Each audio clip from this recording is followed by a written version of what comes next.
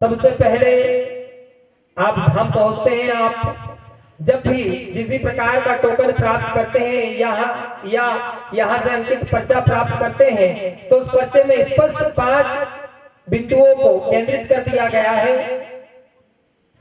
हम बार बार प्रत्येक दरबार में उन बिंदुओं को जरूर आपके समक्ष रखते हैं, ताकि उससे आपके जीवन में कुछ ऐसा परिवर्तन हो जिससे आपकी समस्या स्वतः ही समाप्त होने लगे और आप सब दिशा में अपने आप को ले जाएं।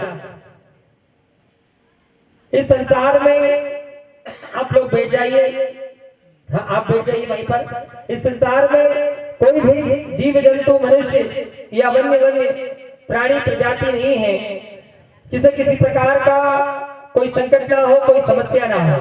अर्थात इस मृत्यु लोक में चाहे देवता जन्म ले, चाहे दानव ले, चाहे मनुष्य ले, चाहे कोई भी कीट पक्षी जीव जंतु जन्म ले, उसके जीवन काल में, जीवन अवधि में कोई न कोई संकट अवश्य आएगा, कोई न कोई परेशानी अवश्य आएगी।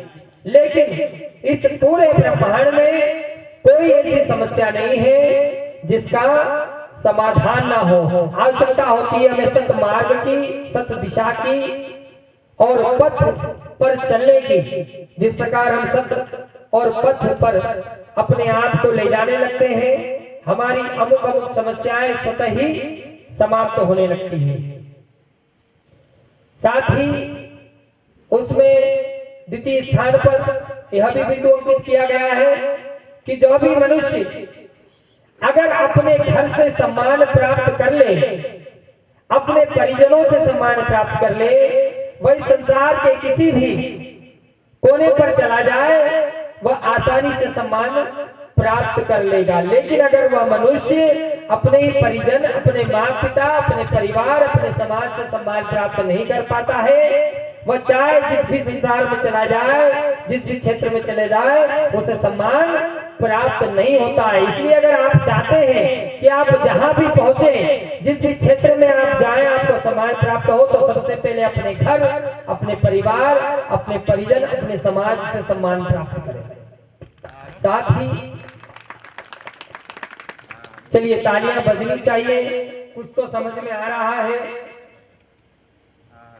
जिस प्रकार कहते हैं कौन जाने कल की खबर नहीं एक पल की, बहुत ही अच्छी बात कही गई है। कौन जाने कल की खबर नहीं एक पल की, अर्थात ना आप जान सकते हैं, ना हम जान सकते हैं, ना कोई और इस संसार में जान सकता है। मात्र भगवत कृपा, मात्र परमपिता परमेश्वर के अलावा कल हमारे जीवन में क्या परिवर्तन होगा इसको जाना नहीं जा सकता। लेकिन कल हम अपने जीवन में क्या परिवर्तन ला सकते हैं, इसे हम अवश्य पहचान सकते हैं और अपने जीवन में परिवर्तन ला सकते हैं। प्रत्येक बार हमें अपने जीवन को लेकर के चिंतन मनन अवश्य करना चाहिए। कहा जाता है धीरे धीरे रे मना, धीरे से सब होए। कई बार हम जीवन में इतनी जल्दबाजी कर जाते हैं, इतने विचलित हो जाते हैं कि हमारी हाथ में जो बाजी रखी होती है हम उसे भी हार जाते हैं और बाद में हम निराश हो जाते हैं। हमारी श्रद्धा, हमारी धैर्यता खत्म हो जाती है और हमारे मन में यह कुविचार उत्पन्न हो जाता है कि शक्तियां कुछ नहीं करती, परमात्मा कुछ नहीं है, ईश्वरी सत्ता कुछ नहीं है, बस यह तो चल रहा है, हम बन गए यह एक स्पोर्ट है, यह प्रकृति बन गई है एक स्पोर्ट है। और वह हमारे जीवन काल के अंत समय का पतन होता है जब यह कुविचार हमारे अंदर विद्यमान हो जाते हैं। यह संसार कोई आज से नहीं है।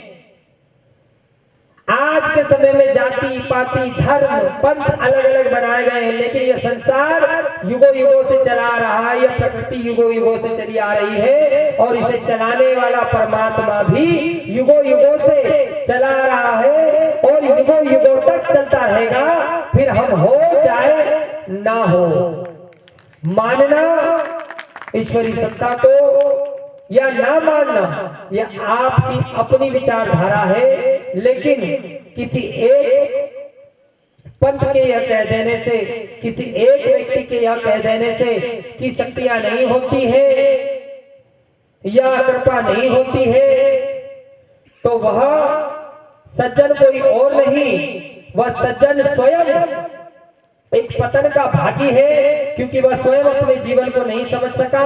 वह स्वयं जिसने उसे जन्म देकर के इस धरालोक पर पहुंचाया है, वह उसे नहीं समझ सका, तो वह इस समाज को और इस संसार को कभी नहीं समझ सकता। इसलिए हमें सदैव अपने इष्ट शक्ति, अपनी कुल शक्ति, अपनी देव शक्ति के शरणागत होकर और शरणागत अर्थात पूर्ण रूप से उन्हें अपने इस जीवन काल में उतार करके उनका सदैव चिंतन मनन करना चाहिए, उनका मनन करते रहना चाहिए। हमें अवश्य सफलता प्राप्त होगी। आज के समय में भागदौड़ और दौड़ भाग में बहुत बड़ा अंतर है। भागदौड़ वह होती है जिसमें कुछ भी प्राप्त ना किया जाए। कुछ भी प्राप्त ना किया जाए का अर्थ यही है कि हम यहाँ वहां यूं ही भटकते रहे और हमने धन भी, समय भी और अपने जीवन के अहम पलों को व्यर्थ कर दिया और कुछ प्राप्त नहीं हुआ। दौड़ भाग वह होती है कि अवश्य हम भागते रहे, लेकिन हमने ऐसी पूंजी प्राप्त कर ली जिस पूंजी से हम अपने जीवन के व्यापार को सदैव चला करके उन्नत दिशा में जरूर ले जाएंगे। वह पूंजी कौन सी है? वह पूंजी है आपका अपना अनुभव। इस संसार में अगर प्राप्त ही हमें कुछ करना है तो वह अनुभव प्राप्त करना है, क्योंकि अनुभव ही एक ऐसी पूंजी है, अनुभव ही एक ऐसी कुंजी है जिसके माध्यम से आप इस संसार में चाहे जो भी काला हो, जो भी क्षेत्र हो, जो भी लोग हो, उस कुंजी के माध्यम से उसे आसानी से खोल सकते हैं।